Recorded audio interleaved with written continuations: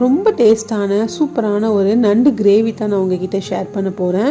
ஒரு கடாயில் 2 table spoon எண்ணெய் சேர்த்துருக்கேன். அது கூட சேர்த்து கொஞ்சமாக வெந்தயம், கொஞ்சமாக ஜீரகம் சேர்த்து நல்லா பொரிஞ்ச உடனே ஒரு 2 துண்டு இஞ்சி, ஒரு 3 பல்லு பூண்டை நல்லா இடித்து சேர்த்துருக்கேன். பேஸ்ட்டாக சேர்க்குறத விட இந்த மாதிரி இடித்து சேர்க்கும் போது வாசனை அவ்வளோ அருமையாக இருக்கும்.